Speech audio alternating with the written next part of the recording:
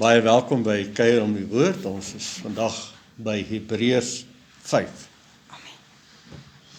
Hebreërs 5, want elke hoëpriester wat uit die mense geneem word, nou praat hy van, in die Ou Testament, die tabernakel van Moses.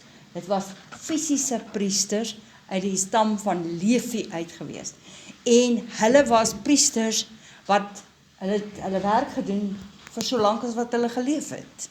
En as daai priester of hoëpriester, jy het verskillende priesters gehad, jy het 'n priester gehad en dan het jy 'n hoëpriester gehad. So as daai persoon sterf, dan moet hulle weer 'n nuwe een aanstel. Dis Ou Testament. Nuwe Testament, die priester, die hoëpriester Jesus Christus, kan hy sterf? Nope. Hy kan nie sterf nie, because hy is God self. Daarom was hy nie 'n tydelike priester wat aangestel was nie. Hy is die ewige priester volgens die orde van Melchisedek. Nou die tempel en die priesterhiërargie was die hoofbestuur van die ou verbond. Verbond beteken verhouding met die Here. So die ou verbond het dan sy gebreke gehad, want soos die hoëpriester sterf, dan wys dit op die tydelike daarvan. Ja. En dan moet daar 'n ander een weer kom. Dit laat my baie dink aan die Katolieke kerk wat so 'n paus, as die paus nou doodgaan, dan moet dan nou 'n ander een gekies word. Dis 'n hele lange storie en dan het hulle mos so 'n rookie wat daar opgaan as 'n bewys dat dit nou almal daarom finaal besluit oor die nuwe paus. Ja, ek dink hierdie ouens het basies dieselfde goed ervaar. En nou die goeie nuus is, Jesus is dan nou die ware hoëpriester vir ewig, volgens die orde van Melchisedek. En dis waarom die nuwe verbond, nuwe verhouding waarin ons nou is, wat in Christus is 'n ewige en beste. So snaaks dat mense tot vandag toe nog vasklou aan die ou dinge en die ou verbond. Nou is dit geestelik Israel, wie ons is, die kerk, die gemeente, en ons behoort aan Christus Jesus, ons is in hom, ons hoëpriesters. En dan Johannes 14 het hy die disippels beloof, ons almal beloof, hy vat ons almal saam in die 3 dae kruisoperasie, dis Johannes 12, Johannes 14, dan sê hy, ek gaan om vir julle plek te berei, en as ek gaan, kom ek weer en sal julle na my toe neem, waar ek ook is, en hy praat daar van die Vader se huis, want hulle sê, Here, ons weet nie waar jy nie gaan nie, hy sê, ek gaan na my Vader se huis. Vader se huis was die tempel. So wat het hy gedoen? Hy was op pad na die tempel, van die outer court, holy place, to the most holy place, mees heiligste plek, waar die ark van die verbond is, wat natuurlik simbolies na Christus verwys, en Christus het nou daai plek ingeneem vir ewig. Hy is ons ewige hoëpriesters, en hy het ons saamgeneem. So hy het ons in die mees heiligste plek nou ingebring, ons aangestel as priesters, en daarom Openbaring hoofstuk 1 sê dit pragtig. Hy het ons gemaak konings en priesters. Die ou bedelings, net pastoor Mimpie, was dit net leviete wat kon priesters wees. Nuwe bedeling, almal wat Christus aangeneem het, maak hy priesters. Wat is 'n priester? Priester bring die hemel na die aarde, bring die hemelse gedagtes van die Vader na die mensdom. En dis waarom ons almal geroep is vir voltydse bediening, want ons is almal die bome wat die vrugte dra van die Gees, Galasiërs 5:22, en so leef ons bediening uit. Sê amen. Die vrugte van die Gees is liefde, blydskap, vrede, geduld, vriendelikheid, goedheid, sagmoedigheid, getrouheid en selfbeheersing. Wie van julle hou van sulke mense? Kom maar dat ek gou 'n bietjie hoor hierso. Mense in jou huis, moenie nou te hard praat nie. Wie van hulle dra die vrugte en jy geniet dit so? En dan die vraag is, dra jy dit self in die huisgenote? Okay. Jy sien, jy's geroep vir daai boom te wees. Alraai, pastoor Mimpie, gaan voor. Ek wil so 'n bietjie agtergrond gee. Baie mense verstaan nie die boek Hebreërs nie, want hulle verstaan nie die ou bedeling nie. Die ou bedeling was 'n vreeslike, gekompliseerde ou bediening. Vroeër het ek gesê, ek vra 'n vraag. Watter meublement sou jy glad nie in die tabernakel van Moses kry nie en ek het nog nie die antwoord gegee nie. Maar ek wil gou vir julle iets verduidelik. As die boek Hebreërs praat, hierso in verlede week het hy gesê, jy rus van jou werke. Vers 4, en God het gerus. En vers 5, en hulle sal my rus nie ingaan nie. Die hele hoofstuk 4 praat van rus. Rus van jou werke. Kom ons kyk net gou-gou na Levitikus 9. Maar jy moet verstaan, hoe het die ou storie gewerk? Nou kom ek verduidelik gou vir julle net in plat Afrikaans hoe die ou storie gewerk. Die ou storie het so gewerk, die ou verbond het so gewerk.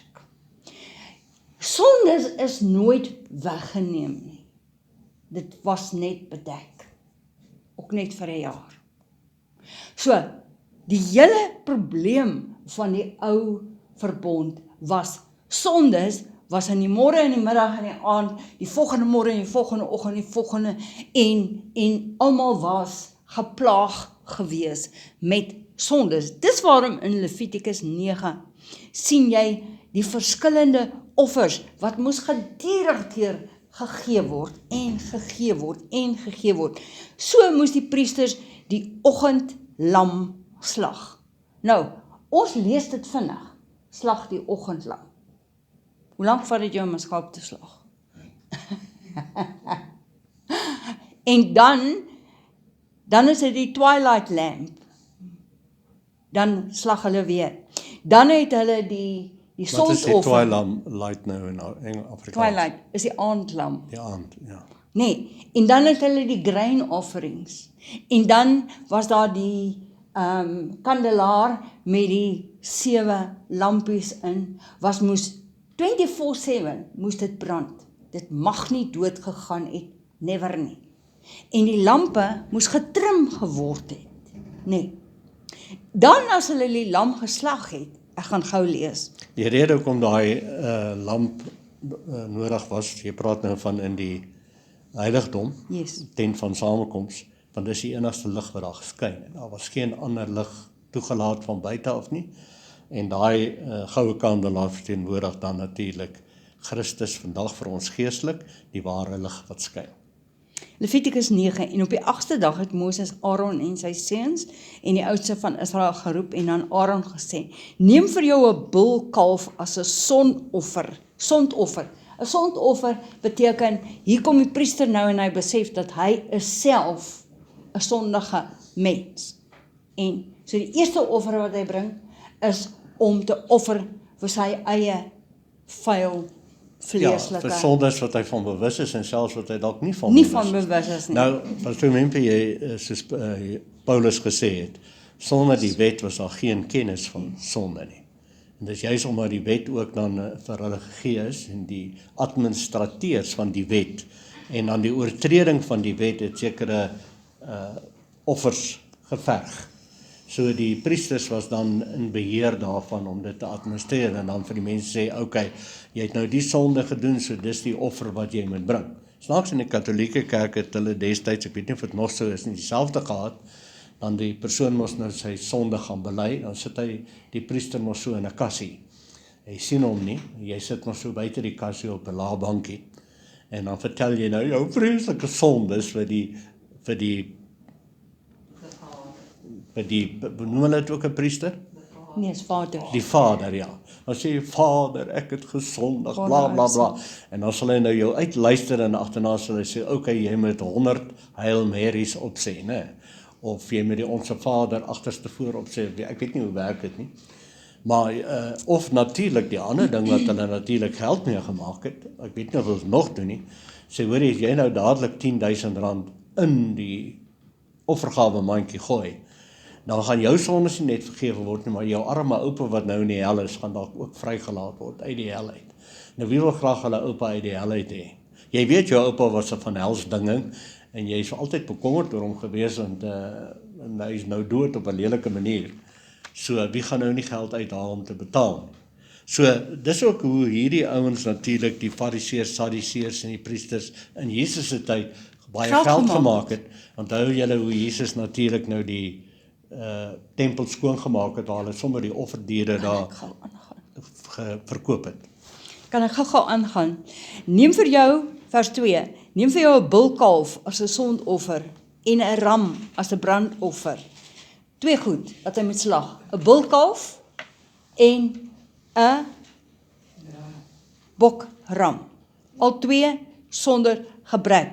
Let wel, al 2 sonder gebrek. Nou oké, gaan slag jy vir my 'n bulkalf, nou op 'n dag soos vandag, en dan vra ek vir jou, hoe lank gaan dit jou vat om 'n bulkalf te slag? En as jy die ontslag geslag het, dan slag jy die bokram ook. Nee. Nou, die eerste ding wat die priester moes doen, die hoëpriester, hy moes inspeksie doen. Hier kom, sê nou maar, meneer so en so, meneer Oggenpoel, hier kom hy nou, hy kom met sy bokram of sy lam wat hy wil kom offer vir sy familie se sondes. Die eerste ding wat die hoëpriester moes doen, hy moet kyk vir 'n fout. Want hier staan sonder gebrek.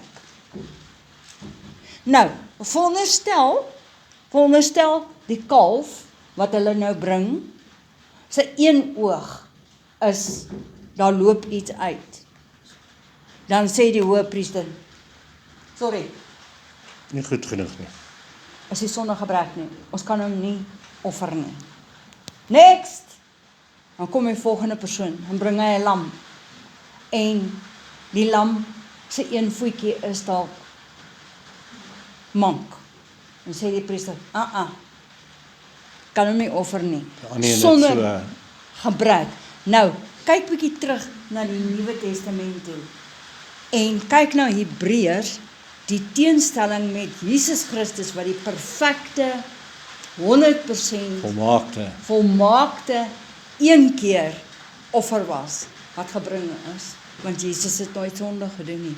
Kan jy sien dat die Ou Testament was regtig waar en die ou bedeling was regtig waar. Dit was baie baie moeilik. Nou luister nou, en bring hulle voor die aangesig van die Here. En dan ook 'n bul en 'n ram as 'n dankoffer. OK? So jy die sondoffer, dan het jy 'n dankoffer wat 'n bul is, 'n kalf en 'n lam, weer 1 jaar oud sonder gebrek. Ook 'n bul en 'n lam as dankoffer om voor die aangesig van die Here te offer, voor die spysoffer met olie gemeng, en so aan en so aan. En dan, ek gaan so bietjie skiep, vers 7, en Moses het vir Aaron gesê, kom na die altaar en berei jou sondoffer en jou brandoffer, en doen versoening vir jou en jou volk, en berei die offer van die volk. Nou, dis nie al wat hulle moes doen nie. Hulle moes die ding slag, hulle moes die bloed opvang, lees vers 9. En die seuns van Aaron het die bloed na hom toe gebring. Dan het die hoëpriester sy vinger in die bloed gesteek en dit aan die horings van die altaar gestryk. Daarna het hy die bloed gevat en aan die onderkant van die altaar uitgegiet. Dan het hy die vet en die niere en die lap van die lewer van die sondoffer op die altaar aan die brand gesteek. Dan het hy die vel en die vleis buitekant die laar met vuur verbrand. Dan het hy die brandoffer geslag. En vers 13, ook het hy vir hulle die brandoffer volgens die stukke aangegee, met die kop en het dit aan die brand gesteek op die altaar. En dan het hy die binnegoed en die pote gewas en dit aan die brand gesteek, bo op die brandoffer op die altaar. Eers daarna het hy die offer van die volk gebring, ensovoorts, ensovoorts. Vers 17, dan het hy die spysoffer gebring, en 'n handvol daarvan geneem, en dit aan die brand gesteek, op die altaar met die wierook, né? En, op die altaar behalwe die môrebrandoffer, en sovoorts, ek skiep so bietjie, vers 22, daarna het Aaron sy hande na die volk toe opgehef en hulle eers geseën, en hy het afgeklim, nadat hy die sondoffer en brandoffer en dankoffer gebring het, en dan eers het hy in die tent van samekoms gegaan, en dan eers het hy die volk geseën. Vers 24. En toe het vuur van die aangesig eers van die Here uitgegaan en die altaar op die brandoffer en die stukke vet verteer. Lang storie. Ou Testament. Lang storie. Hoekom het ons die boek Hebreërs? Want die boek Hebreërs sê vir ons, al daai goedjies, rus nou van al daardie werke van julle. Want Jesus het een keer die offer gebring, een keer ingegaan, vir altyd staan sy offer, want hy was nie 'n fisiese offer nie. Amen. So, verstaan julle hoekom moet 'n mens 'n bietjie die agtergrond verstaan van hoe die ou storie gewerk het. En onthou nou, hulle moes dit elke dag doen. En ek kan net noem, op hierdie stadium het hierdie proses, wat Pastoor Memphis so pas beskryf het, al steeds aangehou. Saam met die nuwe verbond wat reeds begin het in Christus Jesus, gaan die ou verbond aan. Onthou julle wat ons verduidelik het, soos 'n atlete wat hierdie stokkie moet oorgee. Wat noem jy nou weer daai? Aflos. En terwyl hy dan die stokke opgee, dan hardloop die een wat die stokkie aangee nog 'n entjie saam met die een wat die stokkie ontvang, hardloop saam en daar gaan hy. So daar was 'n oorvleueling nog. Terwyl hulle nou hierdie skryf, wie ewer hierdie Hebreërbrief geskryf het vir hierdie Hebreër mense, is die tempel nog in plek, hierdie ou priesterdom was nog in plek, maar in dieselfde tyd was die nuwe hoëpriester Jesus Christus reeds in plek. Kan julle sien die spanning tussen die twee, en wat die hele boek op Hebreërs dan oor gaan is, kom nou weg van die ou af, die nuwe is beter. Die nuwe is ewig. Die ouwe is tydelik, die nuwe is ewig. Maar nou wil hulle nog aangaan met hulle werk. Hulle wil nog, party mense wil met die een voet staan en nog steeds die ou dinge doen, en die ander voet hou hulle van die nuwe. Jy kan nie twee here dien nie, jy kan nie met op twee stoele gelyktydig sit nie. Jy kry vandag nou baie mense wat aan verskillende kerke wil behoort. Dit werk ook nie. Goed. So ons sien, die oomblik toe Jesus Christus aan die kruis, en onthou, hy was die vlekkelose lam. Hy het geen sonde gedoen, ooit nie. En dis waarom God hom aangeneem het, as die perfekte lam van God. En as ons nou nog wil teruggaan, na die ou storie toe, van offers bring op hierdie manier, om net ons sondes te bedek, dan is dit 'n klap in Jesus se gesig. Absoluut. Because why? Jesus het die volkomme prys betaal, once and for all. Hy het een keer ingegaan, een keer die prys betaal, and it's En die groot it's paid wonderlike forever. Amen. nuus is uit ons saamgevat. Dis waarom Johannes 12 so pragtig is, toe hy na die 3 dae kruisoperasie toe gaan, toe sê hy, daar in Johannes 12, en ek sal julle almal by my intrek. Het hy dit gedoen? Ja. Die werk wat hy daar gedoen het en voltooi het as perfekte lam van God, is nou ook op ons rekening, asof ons dan dit self gedoen het. Ons het dit nie gedoen nie, hy kry al die eer. Daarom het ons nie nodig om die werk te doen nie. So kom weg van die werk af, om jouself reg te kry. Neem Christus aan en begin glo, en voed jou sienswyse, jou denkswyse, met die nuwe verbond woord, Christus Jesus, hoëpriester. So ons staan nie in ons eie geregtigheid nie, mense. Nie een van ons staan in ons eie geregtigheid. Nie een van ons staan in ons eie krag nie. Jy staan, I am the righteousness of God through Christ Jesus. Ek is tot alles in staat deur Jesus Christus wat vir my die krag gee. Het ek iets om oor te roem? Nee, hy doen dit deur my, en omdat ek in hom ingeplant is, dra ek dieselfde vrugte as wat Jesus gedra het. So die offerdiere is gekoppel aan die oortreding. Yes. Staan julle, né? So die oortreding gaan saam met die offerdier wat dan nou moet geslag word. Amen. Oortreding van wat? Van, jy kan maar sê die liefdesgebod, want Jesus sê aan die 10 gebooie byvoorbeeld, die hang aan die liefde. Dit hang aan liefde vir God, liefde vir jou naaste. So, wat is dan die oortreding van die gebod. Dis oortreding van liefdesgebod. En dit kan ons terugvat weer na die vrugte van die gees toe. Die teenoorgestelde van die vrugte van die gees, wat liefde is, en dan die uitvloei daarvan is blydskap en vriendelikheid en geduld. Teenoorgestelde daarvan sal wees ongeduld, onvriendelikheid, liefdeloosheid, onbedagsaam, gee nie om vir jou medemens nie. Dis die oortreding van die wet gewees, wat dan straf moes kry. Wat het Jesus dan gedoen? Hy is die seun van God, seun van lig, seun van liefde. God is liefde. Ons is nou sy kinders. En as ons hom aangeneem het, kom ons in hierdie verbond van liefde, ewige verbond. En is die krag dan binne in ons om hierdie vrugte te dra. Sê amen. So, die wet is nou, Pastoor Mimpie, in ons harte geskrywe. Wat is die wet? Liefde van die Here. En nou leef ons dit uit. En liefde kan nooit iemand seermaak nie. Liefde kan nie oortree nie.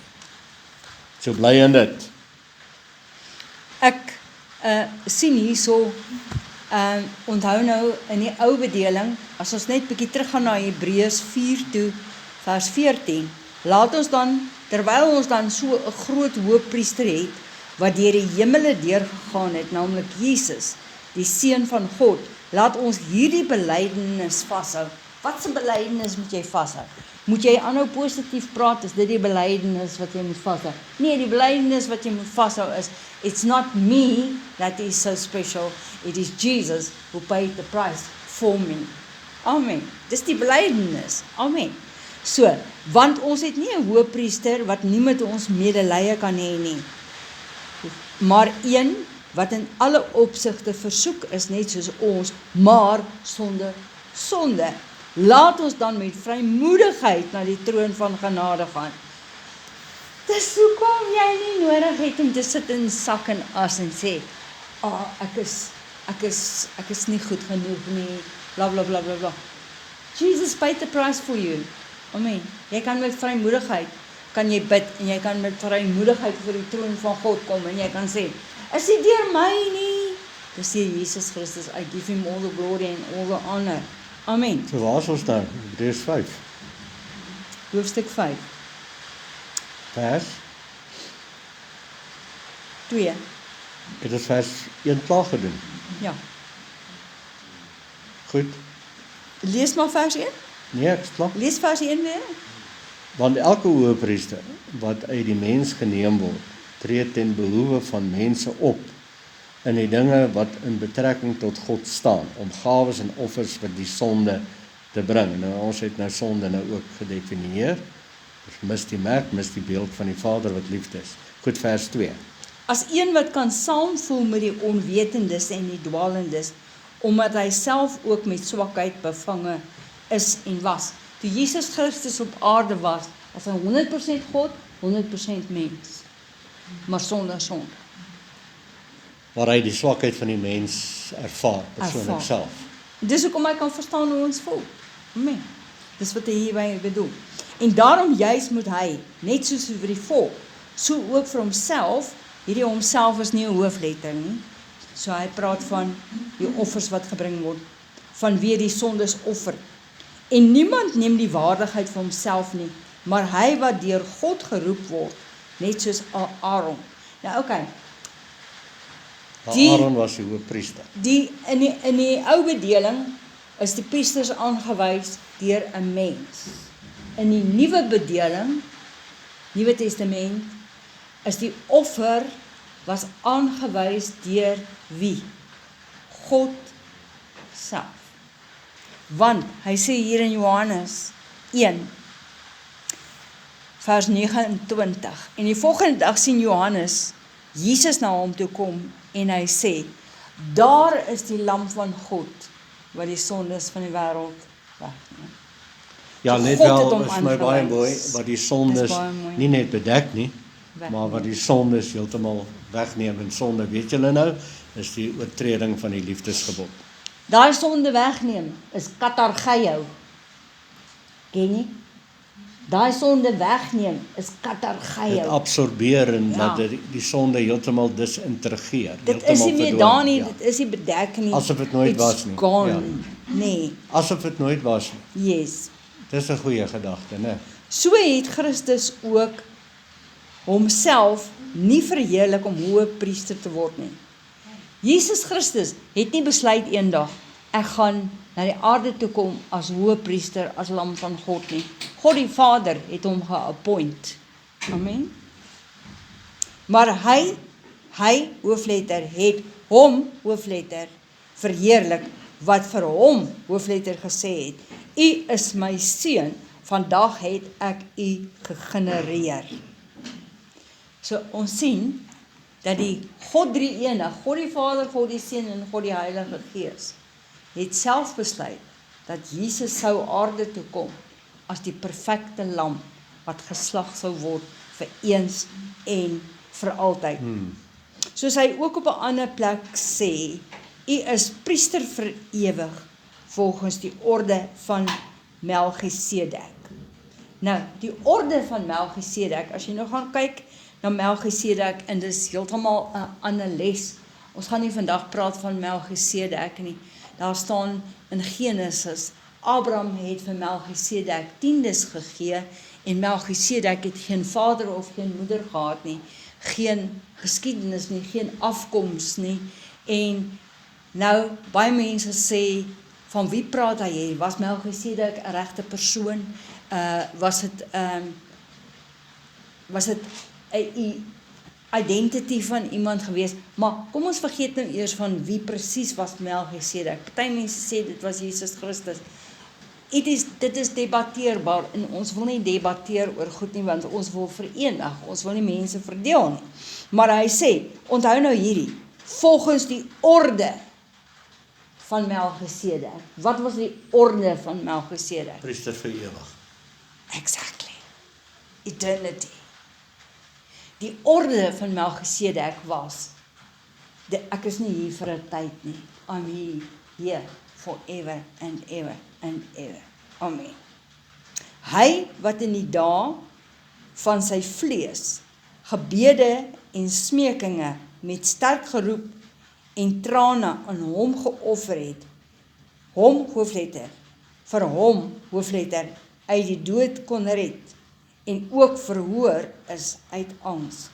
Hy, hoofletter, al was hy die seun, hoofletter, het gehoorsaamheid geleer uit wat hy gelei het.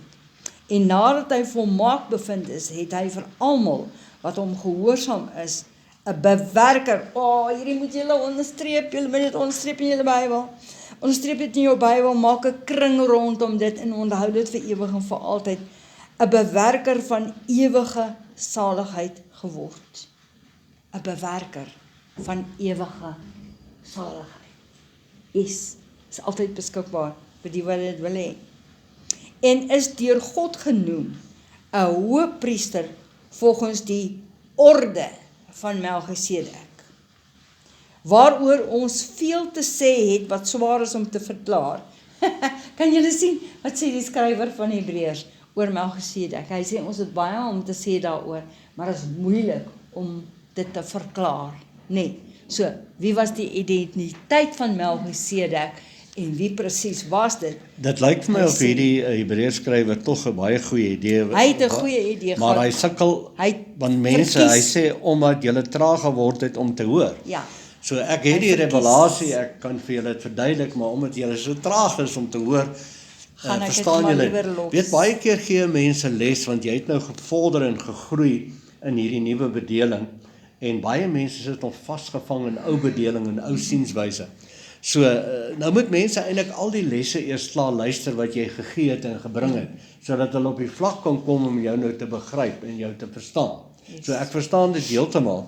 So baie keer moet 'n mens teruggaan en sê, luister, jy gaan luister nou eers weer, as jy veral sien mense kyk hier so skaapagtig aan. Wat sê jy nou?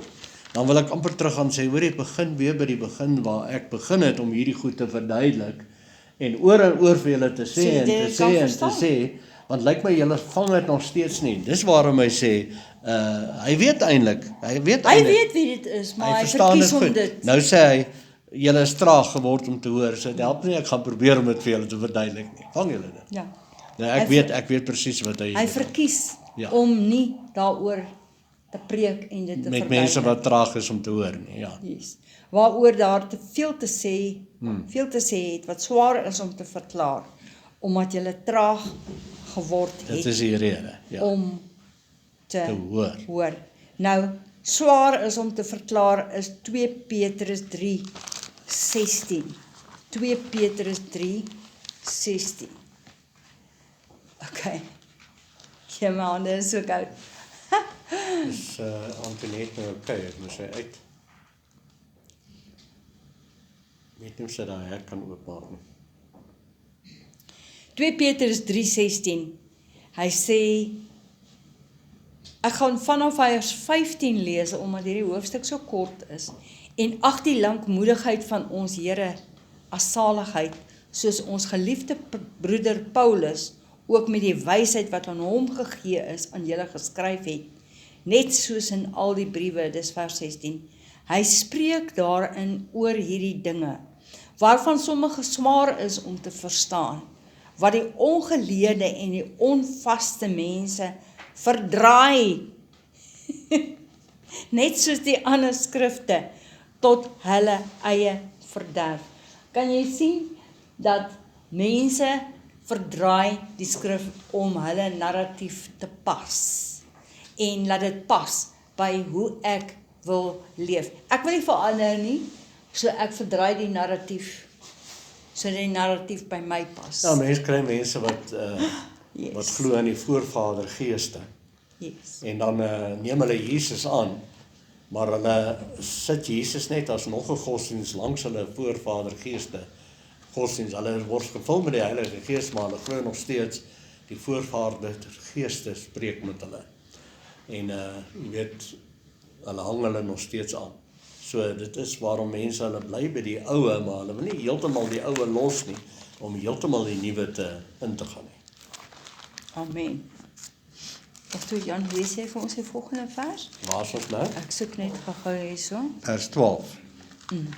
Nou ons vorder vinnig, jong. Want alhoewel julle vanweë die tyd leraars behoort te wees, het julle weer nodig dat 'n mens julle die eerste beginsels van die woorde van God moet leer. En julle het weer behoefte aan melk en nie aan vaste spyse nie. So dit verklaar nou presies wat ons gesê het.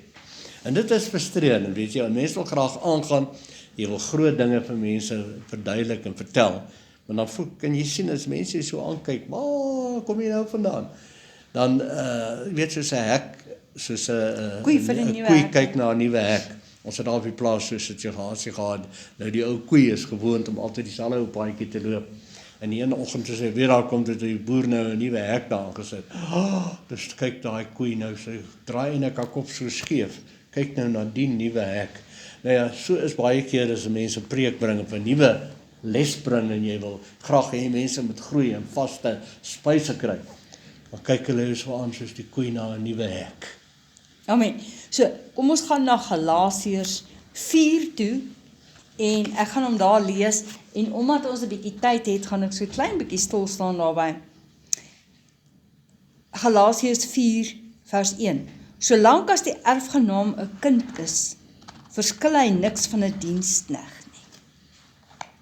Kan jy sien dit het te doen met waar jy staan? Waar staan jy? Waar staan jy? Is jy met nog in God? slawerny van die wet Yes. doen en al hierdie wat jy net verduidelik het, dit het omtrent so slawerny geklink, al daai Jee, voorbereidingswerk. dit was baie werk. Of as jy nou 'n kind in Christus, en Jesus sê in Johannes 12, almal wat hom aangeneem het, of die skrywe, wat Jesus aangeneem het, nie Johannes 12 nie, Johannes 1 vers 12, het hy mag gegee om kinders van God te wees. So ons is nou kinders en nie meer slawe nie.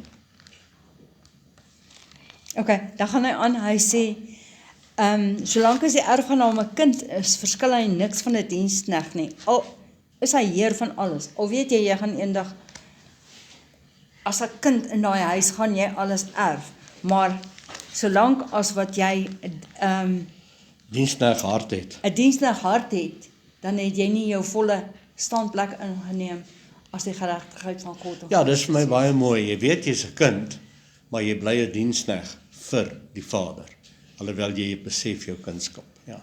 En vervang net daai wat jy nou gesê het, diensknegt vir die Vader, vervang dit met ou manier van doen. Ja.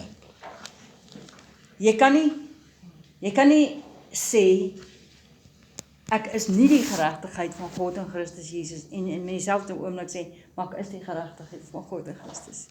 Jy kan net op een plek staan. Ja. Amen. So, okay, hy sê, maar hy staan onder voogde en bestuurders tot op die regte tyd, tevore deur die Vader bepaal.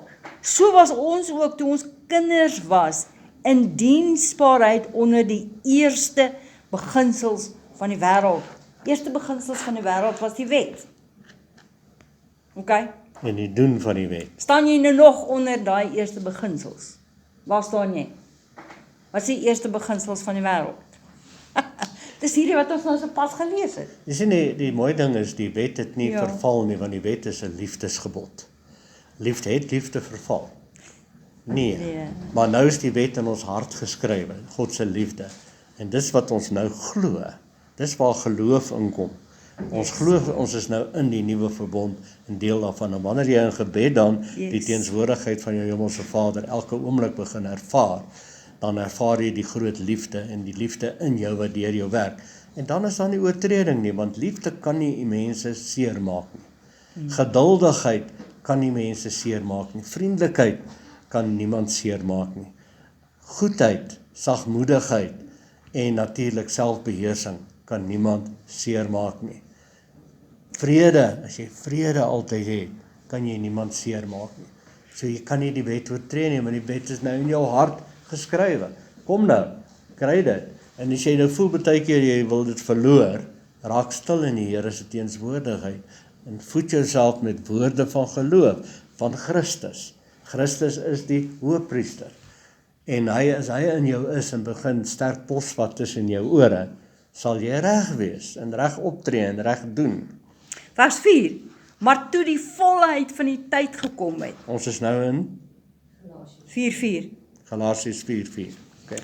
het God sy seun uitgestuur, gebore uit 'n vrou, gebore onder die wet, om die wat onder die wet is, los te koop. Aha, Los te koop. Met wat het hy hulle losgekoop? met sy kosbare bloed Met sy kosbare bloed. en omdat hy vlekkelose lam, Sodat vlekkelose ons bloed. die aanneming tot kinders kan ontvang. Kan jy sien? Nou die bloed van Jesus Christus wat gevloei het vir jou gesê, nou kan jy 'n kind van God wees. Nou is jy nie meer 'n diensknegt nie, jy is nie meer 'n slaaf nie, jy is nou 'n kind van God. En omdat julle kinders is, het God die gees van sy seun in julle harte uitgestuur en hy roep, Abba, Vader. Daarom is jy nie meer 'n diensknegt nie, maar 'n kind.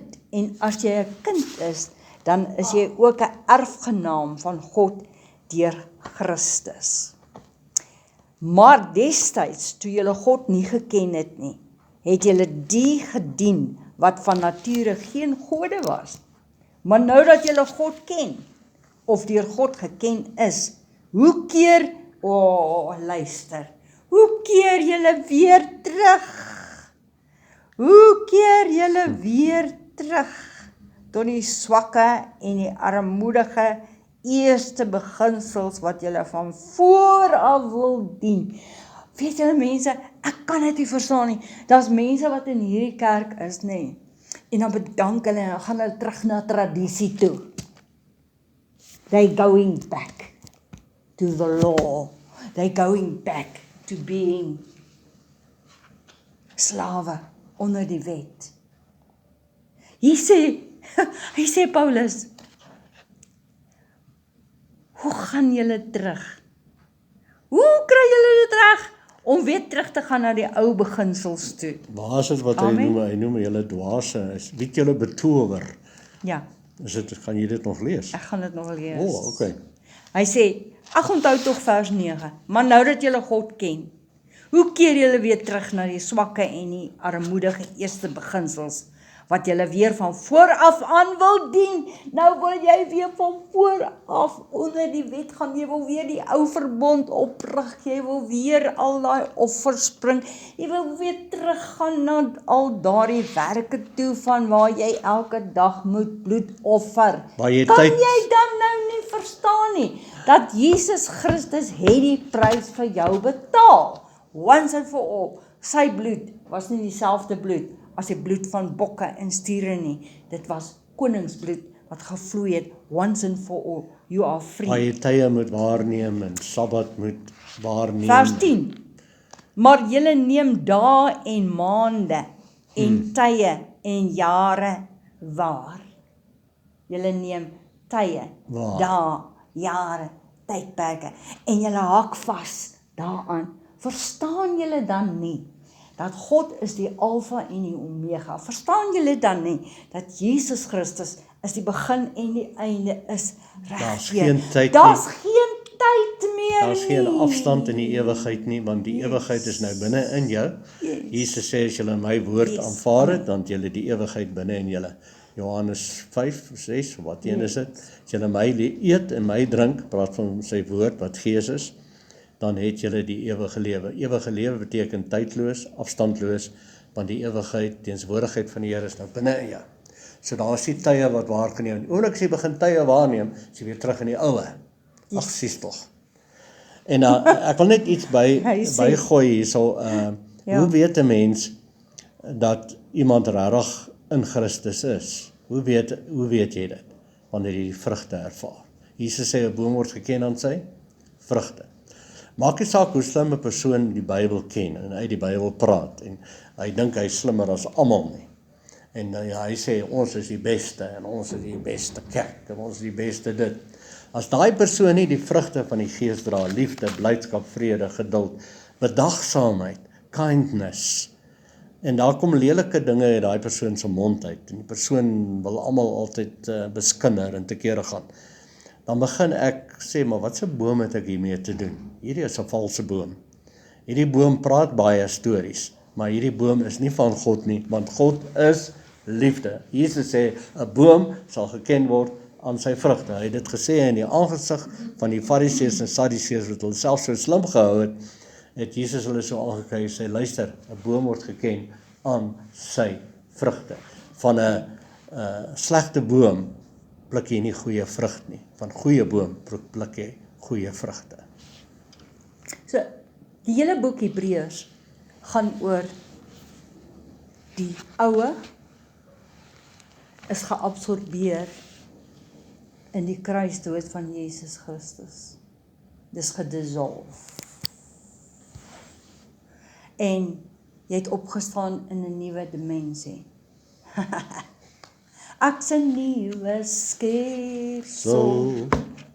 Ek's 'n nuwe mens. Nee, ek is nog Ou onder die dinge wet. het verby gegaan. Ek wil nog die wet doen. Ek is weer gebore. Niet gebore. Dis 'n nuwe skepping. Is jy nou nog 'n diensknegt? Nee, jy's nou 'n kind. Hier sê hy dan nou, jy roep Abba Vader, want jy is nou nie meer 'n diensknegt nie, jy is 'n kind. Nou, julle neem dae en maande en tye en jare waar. Vat ons terug na tydperkteologie toe. Verlede jaar het ek 'n les gebring oor tydperkteologie. Mense wat tye en dae en jare waarneem. Tydperkteologie het verskillende dinge wat, as jy in tydperkteologie beland, is daar nie hoop vir jou nie, because why? Miskien het jou tyd uitgeloop.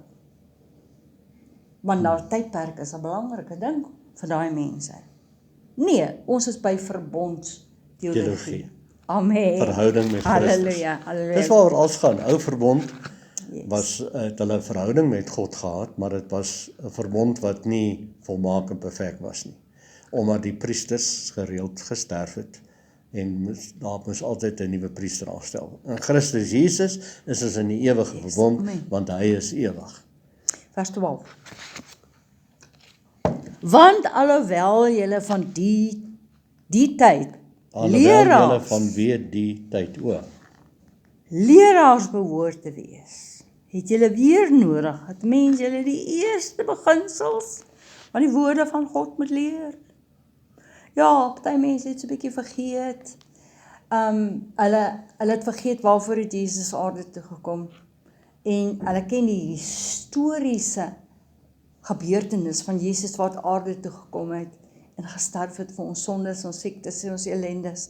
maar dit het nooit posgevat hier binnekant nie. Het 'n mens nodig dat jy weer die eerste beginsels van die woorde van God moet leer en jy het weer behoefte aan melk en nie aan vaste spys nie. Want elkeen wat melk gebruik is onervare in die woord van geregtigheid. Wat is geregtigheid? Right standing with God, right standing with people. En dit beteken jy dra die vrugte van die Gees. Amen. Omdat hy 'n kind is. Maar vaste spys is vir volwassenes. Wat is 'n volwasse mens? Dis 'n mens wat die liefde uitleef, vrede vol uitleef, Ja. geduld uitleef. Hoe weet 'n mens iemand is volwasse wanneer daar klomp nonsens gebeur met 'n persoon bly kalm? Dis 'n volwasse mens. Hy gooi nie 'n tantrum nie. Jy sien dit gewoonlik in die supermark of so, as iemand daar so 'n bietjie aangetast word of iemand stamp hom met die trolley op sy hakke, dan gaan hy sommer van sy trolley af. Dan sien jy, maar die persoon is onvolwasse. 'n Volwasse persoon sal sy eie naam, maar hy sal omdraai en sê, nee, okay, dis reg, ek hou myself by mekaar. Dis volwassenheid. Amen. Goed, want elkeen wat melk gebruik, is onervare in die woord van geregtigheid, omdat hy 'n kind is. Dus jy weer wil teruggaan na tydperk teologie toe en die eerste beginsels van die wêreld, dan En tye begin waarneem. is jy weer, dan is jy kind. weer 'n dienskneg Jy is in die weer huis van jou vasgehaak in die vader. ou verbond wat Jy ook is al weer verby is. onder voogde en allerhande reëls en regulasies en goed. Maar vaste spys is vir volwassenes en vir die wat geestesvermoëns, onderstreep, geestesvermoëns besit. Wat geleer het om die woord te sny, wat vaardig geraak het Amen, in want die woord. hier in 4 sê hy, want die woord van God is lewend en kragtig, skerper Tweesnydende as enige swaard. tweesnydende swaard, dring deur, ensovoorts. Okay. Vaste spys is vir volwassenes, die wat geestesvermoëns besit, deur die gewoonte geoefen om goed van kwaad te onderskei. Dis reg. So, weet jy wat, as jy in die woord is en jy begin die woord verklaar oor jouself wat Christus van jou sê, jy is wat hy sê jy is, jy kan doen wat hy sê jy kan doen en jy besit wat hy sê jy besit. Nou kom ons weer terug na die liefdesgebod toe. As jy sy kind is, wie glo julle sy kinders? Dan as jy sy kind is, dan het jy sy liefde in jou, sy liefdesnatuur. En dan het jy vrede en dan het jy geduld. So nou begin jy eendag staan jy op en dinge loop net nie reg vir jou nie en jy verloor jou geduld so 'n bietjie. Wat gaan jy dan doen? Jy keer weer terug na die woord toe en jy vat die woord weer vas en sê, maar ek is wat die woord sê ek is geduldig, want geduld is in my, want geduld is my Vader en ek is my Vader se kind. En dan korrigeer jy jouself in 1 Johannes 1 vers 9, as jy jou sonde bely, God is getrou en regverdig om jou die sonde te vergewe en van alle ongeregtigheid te reinig. So hoe word dit gedoen? Jy begin sê wat die woord van jou sê. Moenie skaam wees om sê, okay, ek het nou 'n fout gemaak nie, maar jy's geoefen in vaardigheid met die woord. Omdat jy die woord ken, weet jy dadelik wanneer jy oortree. Al baie mense oortree en dan kom jy eens agter hulle oortree nie, want hulle is narcisties, dan dink net aan hulle self. Maar wanneer jy vaardig geraak het in die woord en jy ken die woord wie Christus is en Christus leef tussen jou ore veral, dan kom jy baie vinnig agter met die swaard van die Gees. Maar hierdie wat ek nou doen of wat ek nou dink is verkeerd. Jy keer daai gedagte al, want as jy nie die gedagte keer nie, gaan jy die gedagte begin doen. Stem julle saam met? So wanneer jy voel jy kom 'n attack, ongeduldige aanval binne in jou, want iemand hier om jou maak jou nou ongeduldig. Wat doen jy? Jy vat daai tweesnydende swaard van die woord en jy sê vir jouself, dis nie wie ek is nie. Die geduld van God se krag is binne in my. Ek gaan nie my beheer verloor nie. Ek gaan nou kalm wees. Nou, ek is so bly jy sê dit. Maar baie keer kan ek weet ek is so bly jy sê dit, want ek wil gou-gou hierso kwalifiseer. Mense wat melk gebruik, gaan gou na 1 Korintiërs 3 toe. Dan sien jy, wat is 'n geestelike onvolwasse persoon? 'n Geestelik onvolwasse persoon is 'n persoon wat in die vlees is. Hy sê hierso, ek sê dit nie, die Bybel sê dit, 1 Korintiërs 3. En ek, broeders, kon met julle nie spreek soos met geestelike mense nie, maar ek moes met julle praat soos vleeslike mense. soos met klein kindertjies in Christus. Ek het julle met melk gevoed, nie met vaste spys nie, want julle was nog nie daartoe in staat nie, en julle is nou nog nie daartoe in staat nie. Hoekom is julle nie in staat nie? Omdat julle nog vleeslik is. Omdat julle nog vleeslik En is. hoekom is jy vleeslik? Nou kwalifiseer hy, ek is so bly hy kwalifiseer. Hy kwalifiseer, hy sê, want aangesien daar onder julle jaloersheid is, en tweedrag, en twis. Iemand wat tweedrag saai, Saai. tussen mense, is Is onvolwasse. vleeslik. Stem julle saam? En As iemand die hele onvolwasse. tyd homself wil laat goed voel, of laat lyk, ten koste van ander, dis kinder. En ander mense sleg maak of sleg laat lyk, sodat hy of sy kan beter lyk, is iemand wat tweedrag, saai. Hoekom gaan ons nie aan die standpunt en sê, ons is almal in Christus, ons sien almal volmaak in Jesus Christus, en aanvaar dit en stop die lorry daar. Hoekom nou verdeeldheid saai? So onnodig.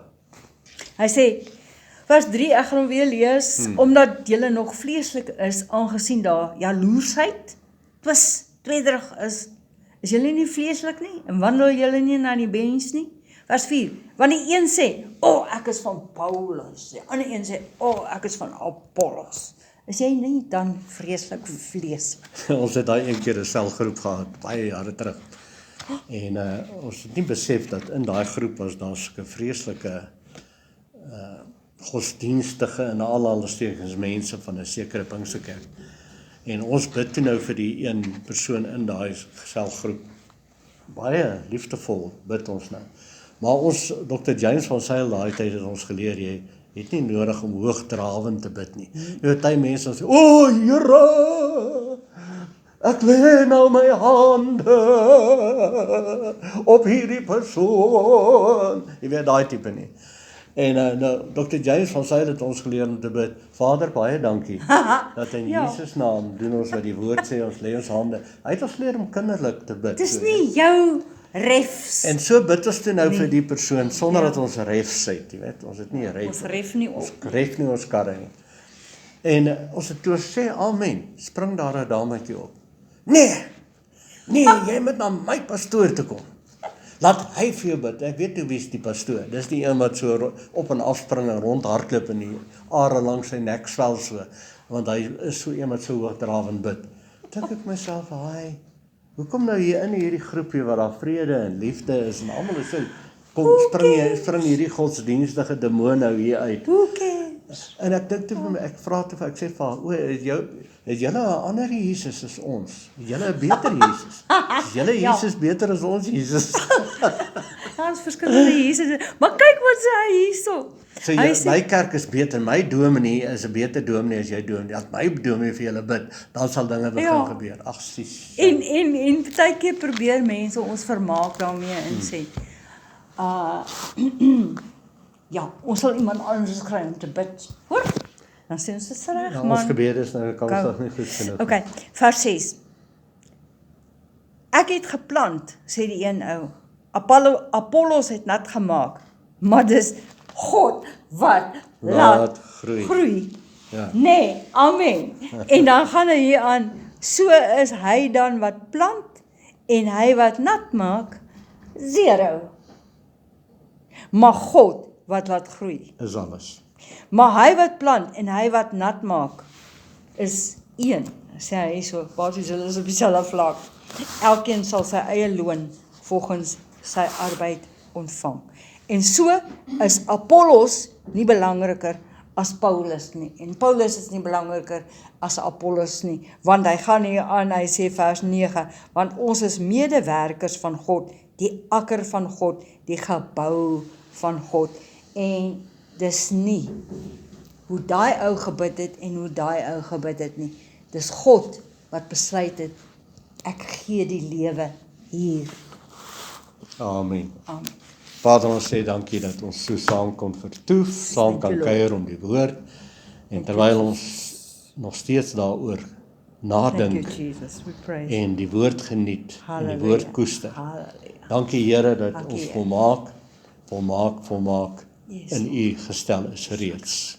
Ons glo dit. Christus, die volmaakte offerlam, Amen. wat nie net die sondes bedek nie, maar dit weggeneem. Weggeneem het. En daarin gryp ons vas, en dit gaan ons bely. Yes, Lord. En ons is nou vry, Stand vry, you, Lord. vry, want Christus maak ons vry. Amen. In Jesus naam. Amen. Amen.